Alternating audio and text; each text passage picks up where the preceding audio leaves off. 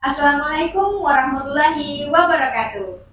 Halo teman-teman, selamat siang dan selamat datang di podcast Narasi Suara volume 1.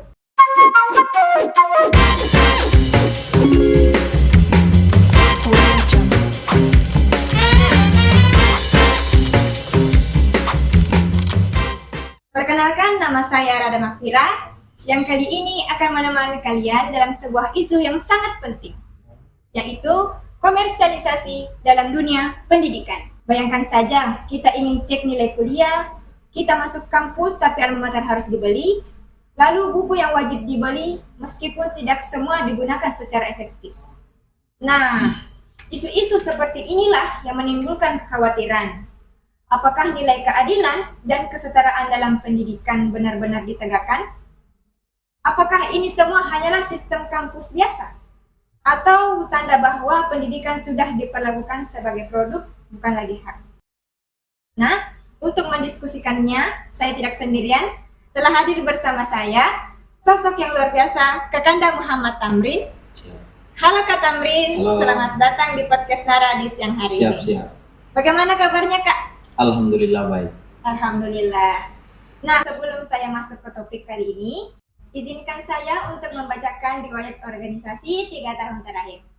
Yang pertama, Demisioner Ketua Bidang Sosial dan Politik Himatep FIP UNM periode 2023-2024. Kedua, Demisioner Menteri Sosial dan Politik BEM FIP UNM periode 2024-2025. Yang terakhir, sekarang menjabat sebagai Menteri Sosial dan Politik Badan Eksekutif Mahasiswa Universitas Negeri Makassar periode 2025-2026. Oke, sekarang kita masuk ke topik. Kak Tamrin, kita mulai dari dasar dulu. Siap. Banyak mahasiswa mungkin pernah dengar istilah komersialisasi pendidikan, tapi belum tentu paham secara utuh. Sebenarnya apa sih arti dari komersialisasi pendidikan ini? Dan bagaimana kita mengenalinya dalam kehidupan kampus sehari-hari? Oke, siap. Jadi kalau kita berbicara tentang komersialisasi pendidikan, memang perlu dipaham dulu, Baus ya. Perlu dipaham dulu apa sih sebenarnya itu komersialisasi pendidikan. Nah, komersialisasi pendidikan itu kan ada dua kata di situ, komersialisasi dan pendidikan. Kalau komersialisasi itu dari akar kata komersil. Komersil itu adalah perdagangan atau menjual belikan. Nah, artinya kalau dia adalah komersialisasi pendidikan, berarti adalah cara bagaimana untuk menjadikan pendidikan sebagai pasar. Jadi begitu. Jadi semuanya diperdagangkan untuk mendapatkan pendidikan. Nah, kurang lebih seperti itu kalau definisi sederhananya. Baik. Jadi kalau menurut Kak Tamrin, apa yang mendorong fenomena ini makin kuat? Apakah karena tekanan ekonomi kampus, atau memang sistem kita mulai mengarah ke pasar bebas? Seperti akses nilai hanya lewat wifi kampus, kewajiban membeli alma mater, buku yang harus dibeli yang kadang tidak sesuai dengan kebutuhan belajar. Betul. Menurut Kak Tamrin, apakah semua ini hanya sekedar administrasi atau sudah masuk dalam praktik komersialisasi yang problematik? Ya, jadi begini, Kak Moderator ya, Kak host ya, bahwa komersialisasi pendidikan itu memang hari ini sudah menjamur dan mengakar kuat, khususnya di perguruan tinggi negeri hari ini yang berada di Indonesia. Terus pertanyaannya, apakah ini sudah termasuk dalam lingkungan pasar bebas? Saya bisa mengatakan bahwa ya, ini sudah masuk dalam rekayasa pasar bebas. Kenapa? Karena ratifikasi WTO, kalau kita pernah dengar istilah WTO, ya, ratifikasi atau perjanjian WTO, World Trade Organization atau Organisasi Perdagangan Dunia pada tahun 1994 itu kemudian melahirkan satu perjanjian pada putaran Uruguay. Satu perjanjian, dan perjanjian inilah yang kita kenal sebagai perjanjian GATT atau perjanjian GATS, ya, General Agreement Traffic Trade, atau yang kemudian memasukkan jasa pendidikan itu sebagai jasa untuk diperjualbelikan. Jadi ini sudah diatur secara internasional di pasar internasional. Jadi pendidikan itu juga dikomersialisasikan, termasuk pendidikan dikomersialisasikan dan kesehatan dikomersialisasikan. Makanya hari ini kalau kita lihat kenapa sih masuk rumah sakit itu bayarnya mahal sekali, kenapa sih masuk kampus itu bayarnya mahal sekali, ya karena itu adalah barang dan jasa barang ya, yang kemudian itu diperdagangkan secara internasional gitu, yang kemudian nanti berimplikasi bahwa yang kemudian nanti melahirkan Undang-Undang Nomor 12 Tahun 2012. Apa itu Undang-Undang Nomor 12 Tahun 2012? Yaitu tentang hak otonomi kampus. Jadi kampus hari ini itu punya hak otonom. Apa itu hak otonom? Hak otonom itu adalah kemampuan kampus untuk mengelola, mengatur, dan mengeluarkan kebijakan di kampus masing-masing. Nah, makanya kita lihat hari ini banyak kampus-kampus yang sudah mengeluarkan peraturan-peraturan karena ada hak otonom yang kemudian mereka punya. Nah, hak otonom inilah yang nanti kemudian berimplikasi pada misalnya harga alma mater tinggi, terus misalnya harga UKT itu tinggi, itu karena kampus itu mengatur kebijakannya sendiri. Mungkin seperti itu penggambaran awal saya, Kak Hos. Terima kasih, saya kembalikan. Baik, terima kasih Kak. Jadi begini Kak, di kalangan mahasiswa, hal ini sudah sering terjadi dan terasa janggal. Kadang kita dipaksa untuk mengeluarkan biaya tanpa ruang untuk bertanya atau menolak. Dan ketika mahasiswa bersuara, seringkali dianggap ribut atau mengganggu sistem. Jadi kira-kira bagaimana cara kita membedakan mana yang merupakan kewajiban akademik dan mana yang sudah masuk ranah bisnis terselubung? Ya, yang perlu dipahami sebenarnya Kak Hos bahwa kita melihat permasalahan ini itu apakah permasalahan yang alami. Jadi begini, saya tuh senang sekali menyomot istilah yang digaungkan oleh Paul Fred, yaitu tentang konsep Konstitution. Apa itu konsep Konstitution? Adalah memandang bahwa ketidakadilan, ketimpangan itu bukan hal yang natural. Bukan hal yang natural. Jadi ketimpangan itu bisa diubah, ya, perlu diubah dan harus diubah. Nah, coba kita tarik dalam kehidupan berkampus kita. Kalau misalnya ada pungutan biaya, kita disuruh beli buku. Coba kita silakan melihat adakah tidak regulasi yang kemudian melarang dosen itu jual beli buku. Nah, jadi pembacaan regulasi itu harus juga dimiliki oleh teman-teman mahasiswa. Kenapa? Karena di situ nanti ketika teman-teman tidak cakap dalam membaca aturan atau regulasi, teman-teman tidak cakap dalam melihat situasi dan kondisi, maka teman-teman ujung-ujungnya ya nanti akan ditindis gitu. Jadi teman-teman itu menjadi objek penindasan, objek ketimpangan itu karena ketidakmampuan untuk kemudian kita melihat regulasi yang ada. Nah itu, maka ketika ada ketimpangan yang terjadi, ya itu bukan hal yang natural, itu hal yang bisa diubah, perlu diubah dan harus diubah dalam kacamata Paul Freire itu. Jadi begitu. Nah hari ini mahasiswa itu bukan seluruh ya, tapi rata-rata mahasiswa hari ini itu jarang dan malas baca aturan gitu. Taruhlah misalnya bagaimana itu tadi, kalau misalnya ada dosen yang jual beli buku, ada dosen yang memindahkan jam mata kuliahnya, ada dosen yang kuliah malam di atas jam 10 misalnya, atau adakah dosen yang kemudian suruh kita rumahnya untuk bimbingan. Itu semua harus sebenarnya dibaca regulasinya, dan ketika tidak ada regulasi yang kemudian mengamini itu, maka tidak perlu dilakukan gitu. Jadi tidak perlu dilakukan. Nah, bukan kita kemudian mau melawan dosen gitu ya, ini juga salah kaprah. Jadi kritikan itu selalu diberikan sudut pandang untuk kita melawan, padahal mengkritik itu bukan sebenarnya bagian daripada perlawanan yang dimaksud dalam hal ini adalah keras kepala, mungkin tidak mau diatur, bukan. Tetapi mengkritik itu adalah proses untuk bagaimana meluruskan maksud-maksud atau makna-makna yang kemudian kita berbeda tafsir pada ranah itu. Taruhlah misalnya ada dosen yang menyuruh beli buku mahasiswanya, beli buku. Terus ditanya sama mahasiswanya, kenapakah harus beli buku? Kukira sudah Kak bayar UKT. Datanglah kemudian dosennya mengatakan, ini aku kasih error nilainya ini karena tidak mau beli buku, melawan ini anak. Itu. Jadi sebenarnya mengkritik itu bagian daripada meluruskan makna-makna yang kemudian kita berbeda tafsir begitu. Ya, ada regulasi yang kemudian mungkin dosen tidak baca, oh dilarang ternyata jual buku ini dosennya, tetapi tetap dijual buku. Makanya disampaikan oleh mahasiswanya. Nah itu, jadi sebenarnya kalaupun ada teman-teman yang hari ini itu mengkritik ataupun memberikan saran kepada dosennya, melakukan diskusi, seharusnya dosen ini membuka ruang itu, bukan malah membatasi. Ya, bukan tidak ada itu sejarahnya dosen itu mahasiswa itu atur-atur dosen, bukan gitu.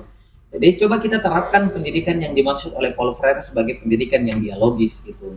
Jadi ada hak untuk bertanya, kita sebagai peserta didik ada hak untuk bertanya, begitupun tenaga pendidik punya hak untuk bertanya. Begitupun sebaliknya. Jadi terjadi transaksi ilmu begitu. Jadi ilmunya itu tidak satu arah, tetapi terjadi transaksi ilmu. Saya belajar kepada dosen, dosen belajar kepada saya. Itu yang seharusnya terjadi.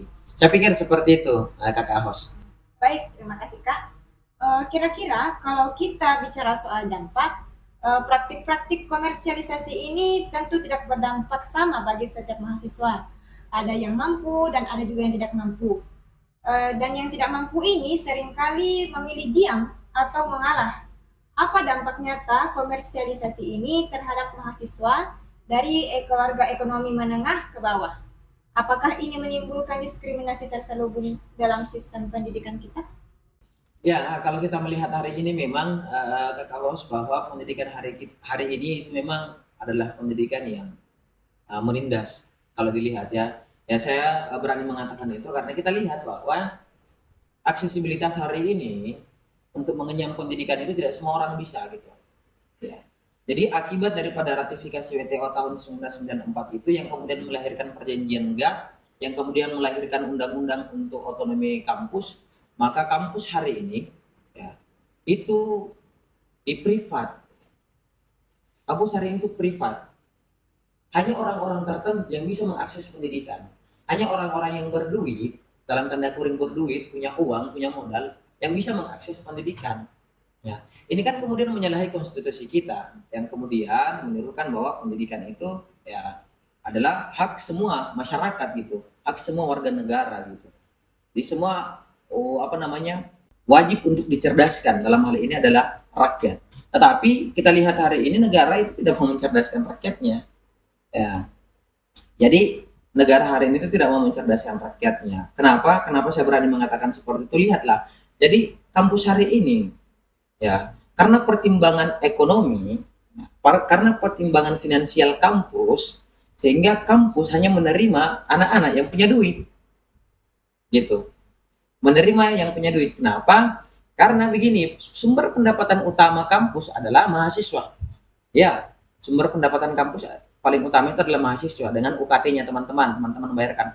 Itu jadi modal awal kampus untuk mengelola kampusnya dari segi finansial, fasilitas. Nah, itu semua. Nah, kalau misalnya orang miskin yang diterima di kampus tidak ada uangnya dong. Tidak ada uangnya, tidak ada modalnya yang dapat kampus. Nah, makanya kalau saya melihat ya betul, ini adalah sebuah ketimpangan. Yang pertama, tidak semua orang bisa mengakses pendidikan. Yang kedua, karena kampus itu terprivat, jadi hanya orang-orang yang memiliki modal, yang kaya yang masuk. Sehingga kalau misalnya kita lihat dalam konteks tadi yang pertanyaan bahwa apalagi kalau ada mahasiswa itu dari kalangan menengah ke bawah, ya, yang kemudian itu diam, bilang biar deh karena ya tidak ada juga uang mau ke apa. Menurutku itu perlu diluruskan. Kenapa? Tetap bahwa kita harus selalu senantiasa melakukan perlawanan-perlawanan kecil dalam lingkup ketertindasan itu. Kalau kita merasa bahwa kita tertindas, kita merasa bahwa kita menjadi objek eksploitasi, maka ya silahkan bicara begitu. Jangan pernah diam. Ya. Latar belakang keluarga apapun itu dalam klasifikasi ekonomi apapun itu. Saya pikir begitu. Dan juga persoalan tadi yang disebutkan akses sinilai ya. Ya, sinilai dan alma mater. Sinilai dan alma mater. Ya, jadi kemarin kami dari teman-teman BEM UNM itu sempat melakukan dialog terhadap pimpinan. Kami temui itu kalau saya tidak salah Bunda WR1 sama Ayahanda WR3 berdialog tentang masalah-masalah seputar alma mater, sinilai, dan bahan ajar gitu. Yang pertama persoalan sinilai. Sinilai kan kita lihat hari ini itu kan susah diakses ya. Hanya provider kampus yang bisa dipakai, hanya wifi kampus yang bisa dipakai untuk mengakses sinilai itu. Terus sinilai yang masih berbeda Ki dengan SIA UNM kemarin. Sama oke, masih berbeda fitur-fiturnya, ya masih berbeda dashboardnya dan segala macam. Nah kami sempat mendiskusikan itu. Yang pertama alasannya ya, kita harus juga mendengar alasan ya, kenapa sampai diubah gitu. Kenapa sampai harus wifi kampus? Kenapa tidak bisa diakses sama wifi pada umumnya gitu? Ternyata yang pertama yang dipertimbangkan itu adalah keamanan. Ya, keamanan daripada cybercrime atau kita istilah hacker-hacker itu. Ya, karena ternyata SIA UNM itu kemarin pernah bermasalah karena dibajak gitu sama hacker. Nah, terus sinilai ini itu dia security-nya lebih ketat lagi ketimbang SIA UNM. Ya, jadi kalau kemarin-kemarin itu masih ada kasus jual beli nilai yang kemudian menggunakan SIA UNM. Nah sekarang itu kalau di SIA nilai itu katanya ini bukan kata saya, katanya langsung direkturnya katanya itu bahwa dia lebih aman lagi dan sinilai itu satu pintu itu maksudnya satu pintu komunikasi ya. Satu pintu komunikasi itu apa maksudnya? Artinya ketika ada masalah di fakultas, kalau misalnya ada masalah penginputan nilai, fakultas itu prodi itu meminta izin ke fakultas meminta izin ke rektorat untuk kemudian dibukakan. Nah, beda sinilai kemarin. Sinilai itu bisa diubah oleh operator masing-masing, masih bisa diakses oleh operator masing-masing. Nah, jadi berbeda dengan SIA UNM ya, sinilai dengan SIA UNM. Kalau dulu SIA UNM itu masih bisa diubah oleh operator. Nah, kalau sekarang sudah tidak bisa, jadi harus minta izin di atas baru bisa dibukakan lagi. Walaupun sebenarnya SIA UNM juga kemarin begitu, tetapi yang dipertimbangkan ini adalah persoalan keamanannya. Tapi saya mau melihat dari sisi yang lain ya persoalan sinilai ini. Pertanyaannya berarti UNM ini masih tertinggal dalam persoalan cybercrime tadi. Nah, masih tertinggal. Kampus kita itu saya bisa berani mengatakan dari kasus tadi berarti kita masih tertinggal. Kenapa? Ya karena itu masalah yang seharusnya daripada kita mengeluarkan budget untuk membuat sinilai, kenapa sih tidak memperkuat saja pengamanannya SIA UNM, memperkuat security-nya, tapi malah membuat platform baru yaitu sinilai gitu. Walaupun dengan alasan-alasan yang tadi disebutkan gitu. Saya pikir berarti ini salah satu kritik juga untuk kita, berarti UNM ya masih belum kuat gitu. Ini catatan untuk teman-teman yang ahli IT, ahli hacker ya. Kalau bisa tenaga tadi dipakai untuk membantu UNM itu lebih baik, itu kenapa tidak gitu toh, dengan memperkuat data-data itu gitu. Jadi ketika ada celah untuk dikritik, maka kita juga harus memperbaiki itu gitu. Jadi mengkritik itu bukan tentang soal mencari kesalahan-kesalahan terus, tetapi mengkritik itu ya ujungnya nanti kita berkolaborasi, berpikir bersama bagaimana solusinya.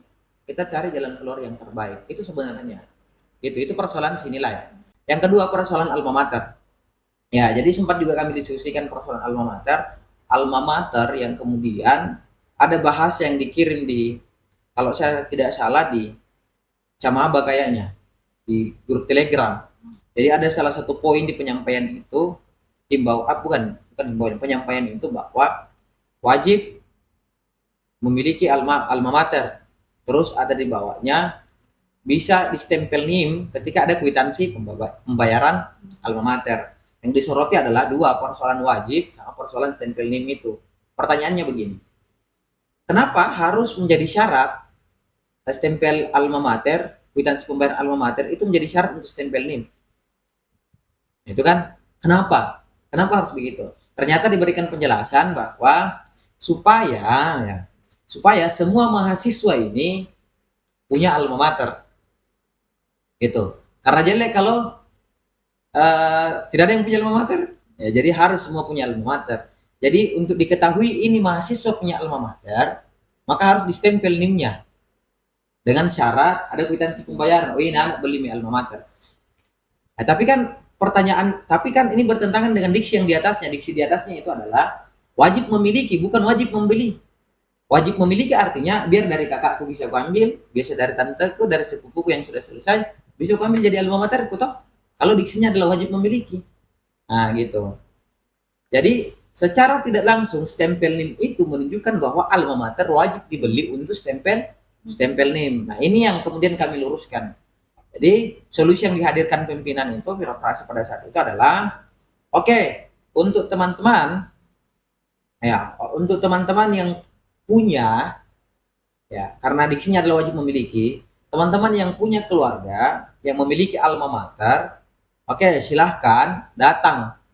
Tetapi nanti ditemani sama teman-teman lembaga kemahasiswaan, dikawal sama teman-teman lembaga kemahasiswaan untuk didampingi bahwa ini NIM-nya, ini jasnya dari ini stempel, ini NIM-nya silahkan distempel, gitu. Kenapa juga alma mater itu diwajibkan untuk kemudian distempel NIM, distempel kwitansi pembayarannya? Nah, ada kritik juga sebenarnya persoalan banyak mafia-mafia alma mater. Iya, banyak mafia-mafia alma mater. Ini harus kita tahu Kakak Ahos, bahwa banyak mafia-mafia alma mater. Jadi kampus menjual alma mater, ada juga orang-orang tertentu yang menjual alma mater. Gitu. Yang ditakutkan adalah ketika para camaba ini membeli di luar daripada kampus, warnanya nanti beda, kainnya nanti beda, kualitasnya nanti beda. Makanya di satu pintu kan. Nah, di satu pintu kan. Kalau kita sebenarnya itu banyak sekali mafia-mafia alma mater ya teman-teman. Itu yang perlu diketahui. Jadi biasa juga ada person-person atau ada kelompok-kelompok orang yang kemudian melakukan penjualan alma mater tanpa pengetahuan pihak kampus. Yang itu yang kemudian coba ingin dipangkas, dihilangkan. Mafia-mafia ini dihilangkan karena merugikan. Yang pertama merugikan kampus secara finansial gitu. Nah, merugikan kampus. Kenapa? Karena kampus itu tidak bisa mendapatkan upah dari pembayaran alma mater atau pembelian alma mater itu, tapi diambil sama orang lain. Nah itu makanya dicobakan dibukakan satu pintu saja pembelian, yaitu di universitas. Tetapi ini juga kami diskusikan. Pertanyaan yang paling dasarnya adalah kenapa harus beli alma mater? Kenapa tidak gratis? Adakah tidak aturan yang menghalalkan kampus itu menjual alma mater? Kalau di beberapa kampus itu ada yang menggratiskan alma maternya, tidak memungut biaya. Nah, ini yang sementara teman-teman kaji bersama pimpinan. Apakah kemudian alma mater itu sudah masuk dalam beban UKT biaya langsung? Kalau dia sudah masuk, maka berarti seharusnya alma mater itu gratis karena sudah terakomodir dalam UKT. Ini yang sementara kemudian teman-teman telaah aturan-aturan yang ada untuk kemudian nanti kita diskusikan. Kalau paling benar ujungnya adalah alma mater itu sudah masuk dalam biaya langsung itu ataupun biaya tidak langsung, maka seyogyanya alma mater itu digratiskan ya. Begitu. Khusus untuk biaya langsung tadi ya, kalau misalnya masuk dalam biaya langsung ya, maka jangan mesti bayar alma mater. Itu yang terjadi. Nah, persoalan bahan ajar. Iya, ini yang masalah yang masih sering terjadi di beberapa fakultas. Oknum-oknum dosen yang kemudian melakukan jual beli buku. Ya, jual beli buku. Nah, ini banyak sekali. Bahkan ada yang menyangkut pautkan antara nilai dan bukunya. Kalau tidak beli buku, maka rendah nilainya. Saya pikir ini hal yang perlu kita luruskan ya. Jadi persoalan penjual beli buku sebenarnya itu tidak ada masalah. Ya, tidak ada masalah sebenarnya. Karena itu adalah kekayaan intelektual yang dimiliki oleh dosen, yang dimiliki oleh tenaga pendidik, yang kalau itu misalnya jual tidak jadi masalah. Gitu. Itu adalah kekayaan intelektual gitu. Menurut saya itu tidak jadi masalah kalau misalnya dijual. Yang jadi masalah adalah dalam proses penjualan itu dia wajibkan Beda gitu. Nah, beda Ki. Kalau dia wajibkan, jadi mau tidak mau Anda harus beli. Kalau dia wajibkan berarti kalkulasinya adalah keuntungan materi, bukan pengetahuan. Kalau dia kalkulasinya pengetahuan bahwa ya ini ada buku yang nanti akan membantu pembelajaran adik-adik sekalian yang minat untuk memahami pembelajaran ini lebih dalam lagi, mata kuliah ini lebih dalam lagi, silahkan beli bukunya bagi yang mau. Ya, tapi kan kita lihat hari ini kan bahwa ada ya pemaksaan gitu ya, pemaksaan ya di list namanya siapa yang belum bayar, nah, di list namanya siapa yang belum bayar, ditagi-tagi sama bendahara kelas, oh ini bayar kok cepat, mana miwangno, bayar kok cepat. Nah, ini juga bendahara kelasnya ini tidak bertanya kepada, itu perlu kritis ya. Ini juga bendahara kelasnya tidak bertanya terhadap dosennya, kenapa kita harus beli buku? Dia justru malah menjadi rentenir dalam kelasnya, memajak-majak kita menjawab mana mi uangnya. Itu yang terjadi hari ini, Kakak Os. Sehingga saya berpikir bahwa penjualan beli buku itu tidak jadi masalah, tidak jadi masalah. Yang penting tidak ada diksi kewajiban karena ada kekayaan intelektual. Saya pikir begitu, Kakak Os. Persoalan pertanyaan itu. Baik, terima kasih Kak. Mungkin yang terakhir Kak, tentu tidak cukup jika kita hanya mengkritik ya Kak dan teman-teman. Kita juga perlu memikirkan kira-kira apa sih yang dilakukan mahasiswa ketika membangun sikap kritis dan solutif terkait dengan komersialisasi ini. Oke, terkait kritis terhadap komersialisasi, saya pikir itu poin pertanyaannya ya. Kritis terhadap komersialisasi pendidikan hari ini. Jadi, saya pikir untuk teman-teman ya, teman-teman yang mungkin sedang berorganisasi, sedang bergabung di himpunan, sedang bergabung di HMJ ataupun di organisasi-organisasi tingkat fakultas, ya, BKMF, UKM, ataupun mahasiswa yang tidak berorganisasi sama sekali, saya pikir begini, teman-teman itu harus rajin membaca, ya, terutama adalah membaca regulasi. Itu penting sekali. Membaca regulasi, memperkaya referensi kita dengan membaca buku-buku, sehingga itu menjadi modal awal kita untuk melakukan dialog.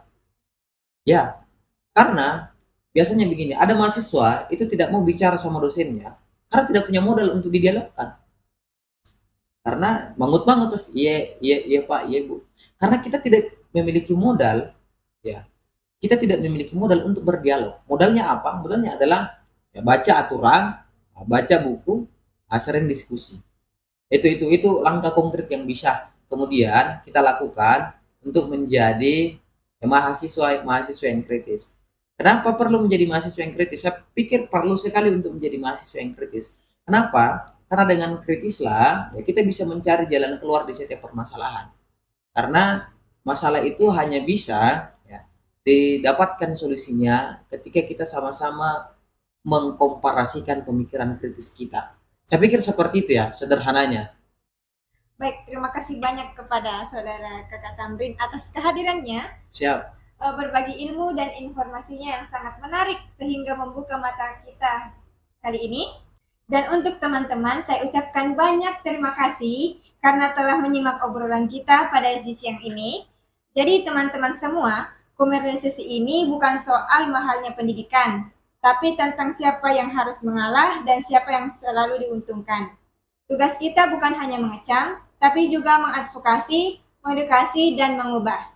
Oke Kak, sebelum saya tutup, apakah ada kata-kata hari ini? Iya, kata-kata hari ini kebetulan kita dari kampus ilmu pendidikan ya, Fakultas Ilmu Pendidikan. Saya ada kata-kata yang sangat menarik, yaitu melawanlah sejak dalam pikiran, nah, gitu. Dan ada yang kata-kata yang menarik menurut saya itu pendidikan gagal itu ketika anak petani sudah tidak mau menjadi petani.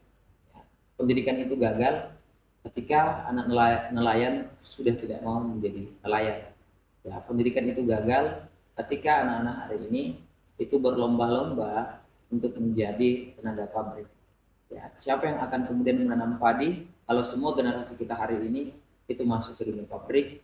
Ya, siapa yang akan menjadi penangkap ikan generasi kita ketika semua generasi kita itu menjadi buruh pabrik dan kerja kantoran? Saya pikir seperti itu. Terima kasih.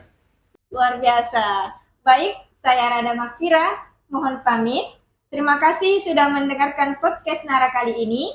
Jangan lupa like, komen, dan share, dan subscribe YouTube Himatep VIP UNM, dan nantikan podcast Nara di volume selanjutnya. Wassalamualaikum warahmatullahi wabarakatuh. Waalaikumsalam warahmatullahi wabarakatuh.